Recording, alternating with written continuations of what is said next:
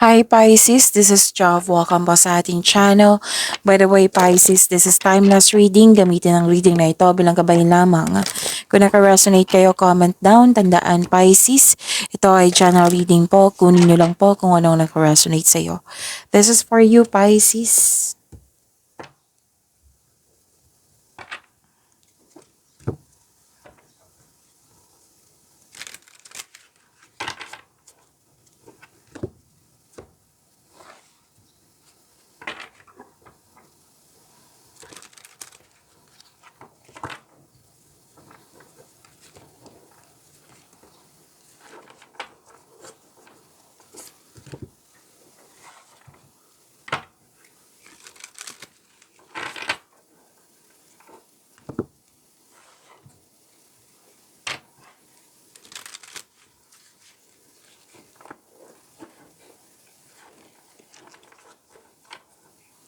Para po ito sa iyo Pisces.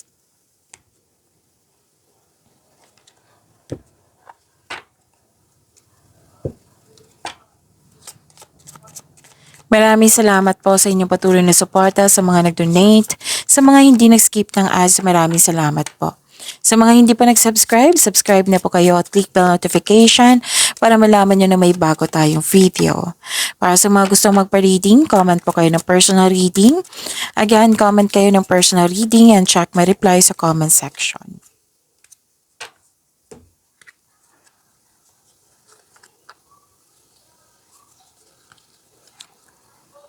Okay. Wow.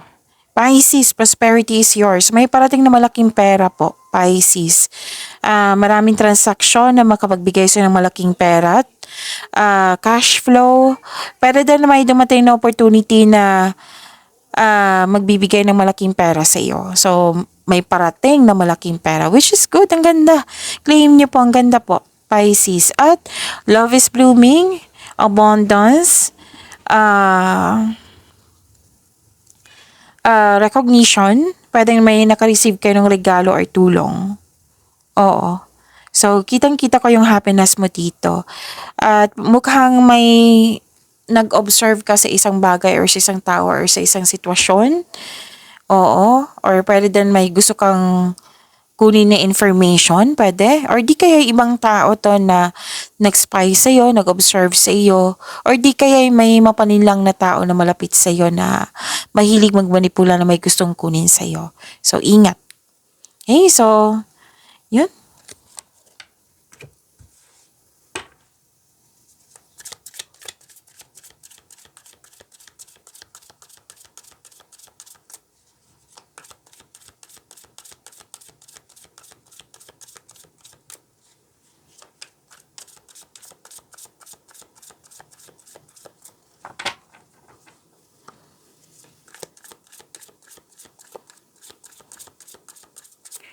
Energy po ni Pisces.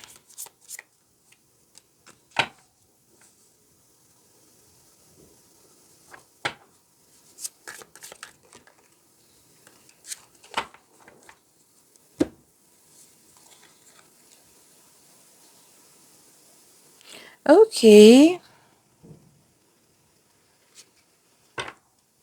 Kung may napansin kayo na repeating message, yan po yung pinupush ng course nyo po. Like for example, nanood kayo sa inyong monthly gabay tarot reading, weekly gabay tarot reading, first half of the month of September.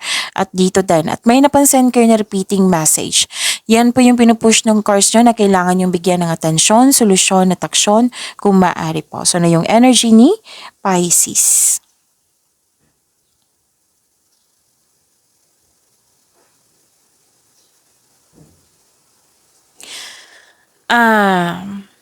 You're receiving love. Busy kayo. Naging creative kayo. May nangyaring growth and expansion. At nagkaroon kayo ng panahon sa inyo sarili. At na may happiness dito. Wow. May development, may success. Kung sa astrology to, this is love, beauty, money, and creativity.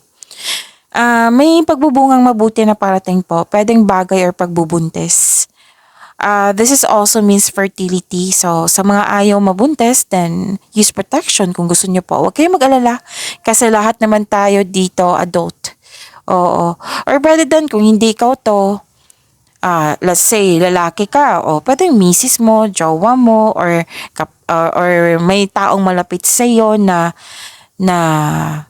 nabuntis, or oo. And, yan, or wala, kung wala yan, pwedeng abundance and success ito. Kasi, di ba, pwedeng bagay na yung pagbubungang mabuti. Oo. At, yes, abundance and success claim nyo po. Which is lumabas dito kanina, di ba? Abundance.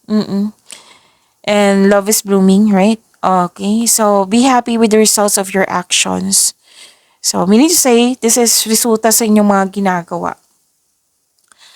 And, okay, so nag-clarify din po yung sinabi ko kanina dito na malaking pera na parating sa inyo.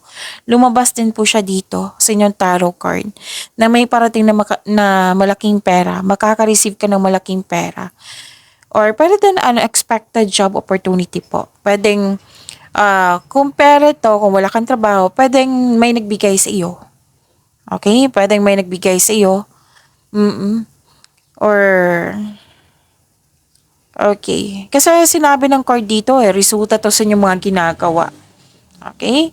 And, kung hinihintay mo itong offer na ito, opportunity sa iyo, yung malaking pera, ang sabi ng card, habaan niyo po yung pasensya. Huwag kang mag-alala, darating po iyan. And nakikita ko rin dito, Pisces, na ang advice ng card nyo dito na remember to practice self-love. Okay? Nagkaroon ka ng panahon sa nature, this is pleasure, nagpaganda, nagpapogi. Oo, kasi may beauty dito beauty application. And kitang-kita ko yung happiness mo dito. You deserve this. May malaking influence na ng isang feminine energy. It might be this is a mother figure. Okay?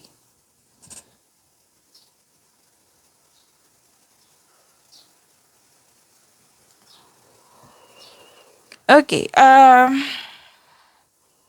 Umiwas po daw kayo sa toxicity. Kasi may toxic dito na lumabas dito. Yung mahilig magpudipula, natandaan nyo. Lumabas din siya dito. Umiwas po daw kayo. Umiwas kayo sa kanya kung pwede po. Umiwas, umalis. Depende na sa iyo. Basta, ibig sabihin yan kung huwag kayong magpa-apekto sa kanyang energy. Huwag kayong magalit, huwag kayong mag-create ng blockages. Oo, so umiwas kung pwede po.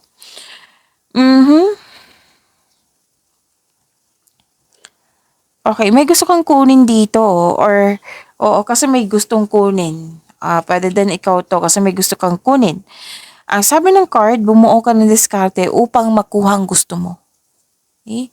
Basta mag-ingat lang kayo sa mga toxicity kasi may nakita ko dito na mapanilang, sinungaling, may tinatago, plastic, may taong hindi nagbigay halaga, mapanilang, mahilig manipula.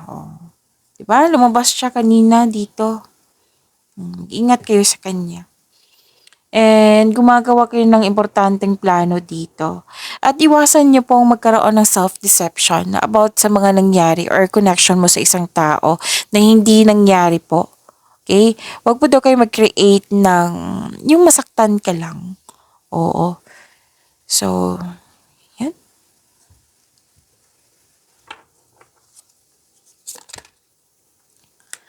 This is about your career and money.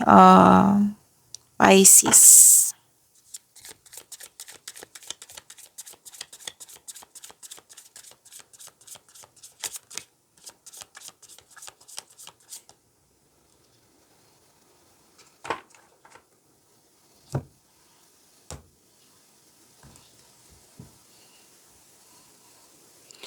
Sa career and money niyo po, nakikita ko dito Pisces na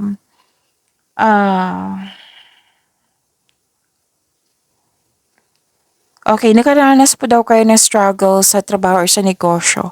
Ang sabi ng card dito na huwag mag-alala kasi this is only temporary. Basta wag lang po daw kayong sumuko.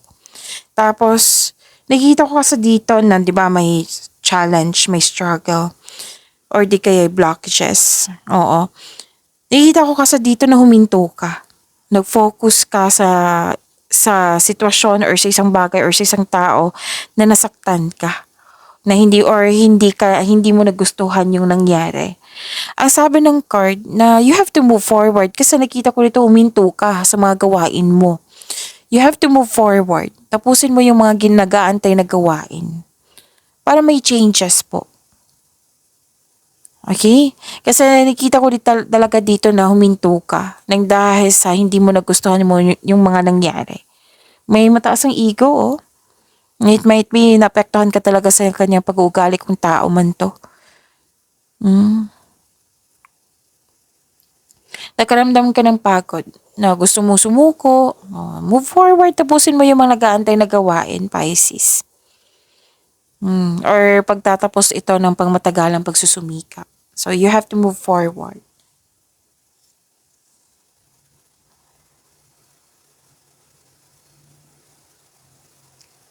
Sa career and money po ito, ha. Nag-focus, dalawang card kasi nagsabi dito na nag-focus po daw kayo sa kulang. Kulang. Oo, focusing on luck sa kulang. Or di kaya nag-focus kayo sa about loss of connection or loss of things or loss of opportunity. Dalawang card mismo nagsabi nito. Kaya nga sinabi kanina na wag kayong dito sa energy nyo na wag kayong mag-create ng isang bagay na maging, yung iniisip pa ito na masaktan lang kayo. You have to move forward. Wag kayong huminto. Kung pwede po. Okay? And you have to move forward, mag-focus ka sa mind healing instead of suffering. So, this card asks you to believe in yourself, mag-isip ng positibo po, think positive na makabangon kayo ulit. And have faith na ang divine can lift you out of any period of loss. Magdiwala po sa kung ano ang darating, kahit hindi ka komportable sa sandaling ito, makukuha mo ang kailangan mo. Yan ang sabi ng card. Basta po, focus and have faith. I-release mo yung negativity, palitan mo ng positibo para ma-motivate kayo. Ganun pa rin yung sabi ng card nyo dito umiwas kayo sa toxicity. Kung hindi maiiwas, kung hindi kayang umalis, umiwas na lang. Or wag mong tanggapin yung toxicity nga, yung energy ng toxicity.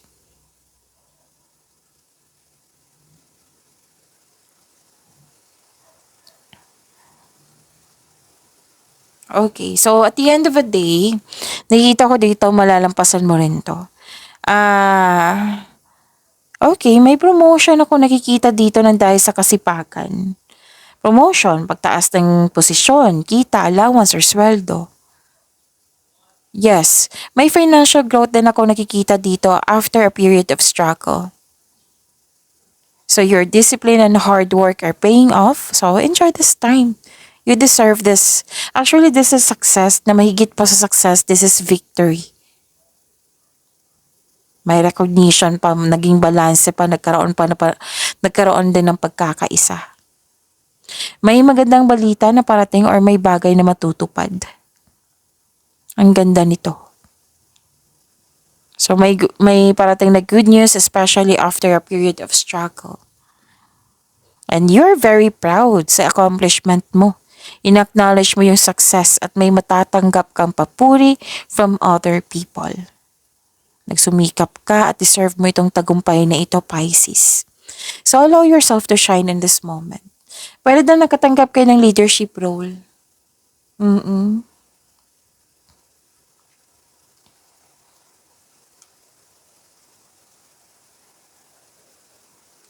Okay. May gusto kang baguhin, Pisces, dyan sa career and money mo. Maggawa kayo ng matibay na plano. Take time at magkaroon kayo ng matibay na plano. Bago ka pumasok sa bagong career or negosyo. Ang ilan sa inyo may offer sa inyo.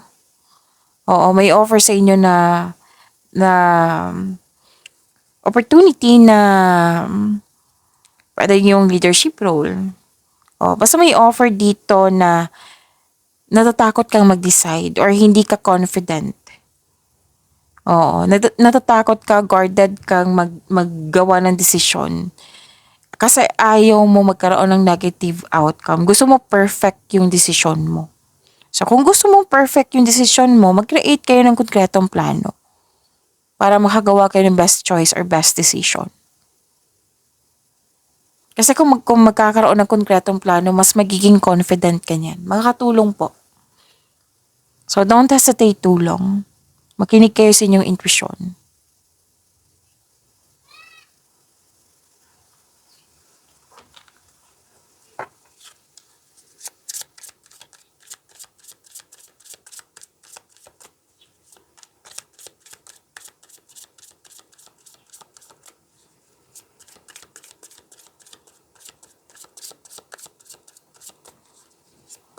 Love life, self-love, partnership, and romance ni Pisces.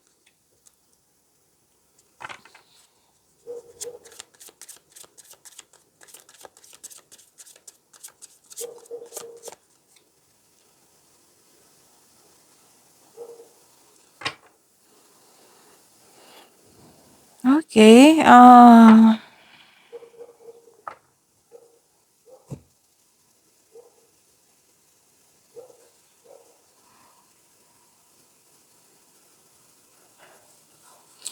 Sa love life, self-love, partnership, and romance, para sa mga single, huwag kang mag-alinlangan na mag-invest sa bagong relasyon. Oo, kasi may opportunity ako nakikita. Pwedeng may nangligaw or may crush ka. Oo. So huwag mag-alinlangan na mag-invest. Oo. At para sa mga relasyon sa buhay mag-asawa, kung kailan nyo ito napanood, may magkakaroon po ng masisinang pag-uusap.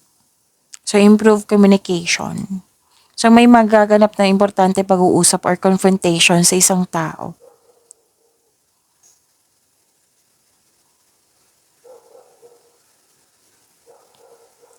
Nakikita ko rin dito na nagkaroon po ng di ba sabi ko kanina na may parating na love or romance, oo, sa mga single. Kaya lang na-stuck ka sa previous love mo. Kaya ito nagkaroon ng blockages. Ayaw mo pa ng commitment. Kahit gusto mo mas nangingibabaw yung takot ng dahil sa naapektuhan ka sa mga nangyari sa nakaraan. At sabi ng card, kailangan po ng forgiveness dito. Forgive yourself, forgive this person, or forgive this situation. Oo, at mag-move forward ka. Take chance, oo. Deserve mo din mahalin. Okay? Sa buhay mag-asawa sa mga relasyon, may nangyari, pwedeng may nasabi na hindi mo nagustuhan, may nangyari na hindi mo nagustuhan. So, kailangan nyo ng pag-uusap dito. Mag-usap kayo ng mahinahon.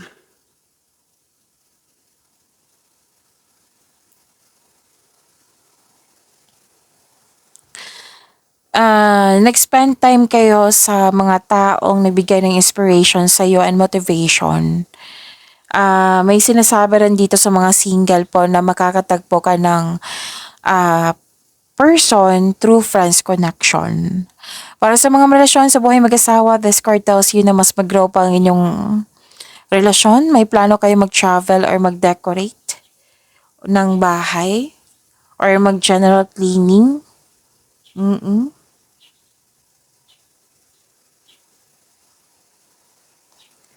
Nakita ko rin dito na